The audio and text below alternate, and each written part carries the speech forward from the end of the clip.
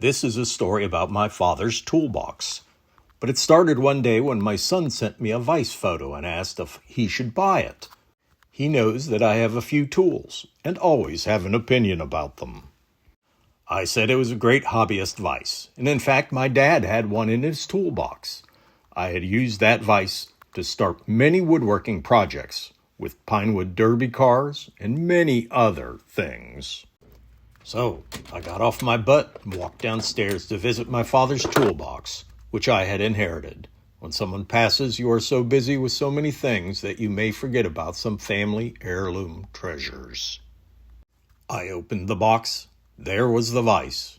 What great memories and feelings just seeing it invoked. But wait, the toolbox had been abused and the contents scattered, with 3 children and then multiple grandchildren enjoying and exploiting the treasure chest. And so an adventure begins. I found several catalog pages of the Stanley Tool Chests, number 907, 902, 800, 850, and I determined the 907 was the correct toolbox, knowing the original tools I used as a kid. This tool chest originally contained 19 tools. I believe my great-grandparents gave it to my father as a wedding present in 1954, making it 70 years old. But regardless, I always remember this toolbox being present ever since I can remember. My father and this toolbox taught me a reverence for tools and wood, and I need to restore this toolbox to its original glory. So now I needed to replace the missing tools. I went to eBay and a few antique tool stores, and the quest had begun. The first find was the zigzag ruler, Stanley number 856. Next was the level. The toolbox, when I got it, had a cheap mahogany, non-Stanley level. This took a while to find, and I found many models that were close, but eventually found the Stanley number 259. Next was the revered rosewood chisels. These are Stanley model 750.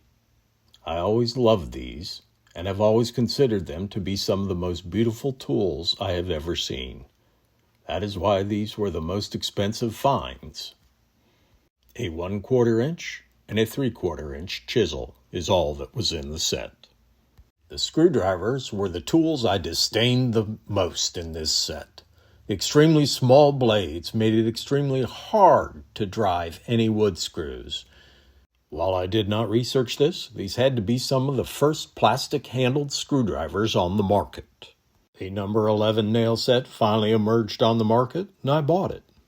The 6-inch pliers model number was hard to find, but I finally decided it was the Stanley Handyman model number 1500.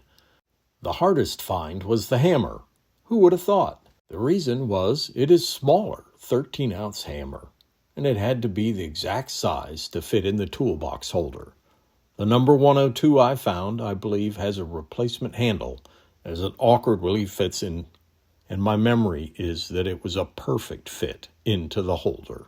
If we look at the hammer in the toolbox, we see it has a holder for the head, and a recess is milled into the toolbox for the handle.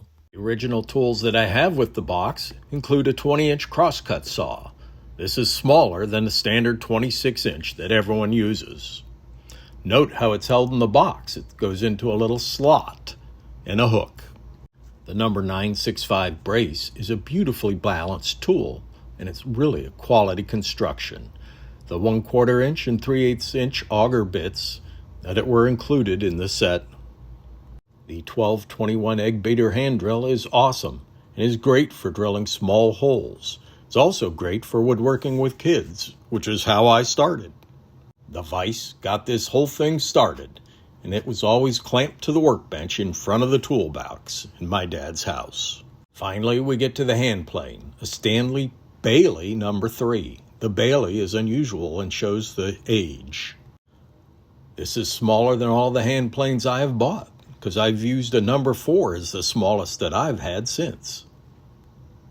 Finally, the chest itself is pretty amazing. The corners are finger jointed and stood the test of time. 70 years is pretty good. The box is solid oak with 3 compartments in the bottom and tool holders integrated into the lid. I know, I really need to clean it up, but that will have to wait for another day. A particular feature inside is the label proudly proclaiming the Stanley Tool Chest heritage. The label reads, "There is a liberal education, pleasure, and profit in a set of tools."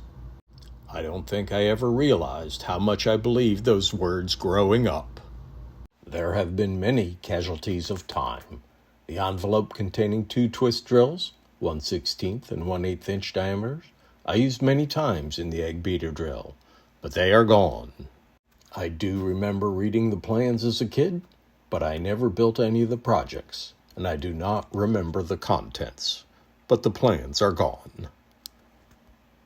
There was a package of sandpaper, and I do remember using it on my projects. It is gone. As I said, my father and this toolbox taught me a reverence for tools. While I started with this tool chest 20 years ago, I decided to build my own to house my well-used tool collection, which is just a little larger. I do have a video of how I built my toolbox on the Johnsonville Woodworker, if you're interested. Thank you for watching. Please subscribe, like, and ring the bell. I appreciate you watching the Johnsonville Woodworker.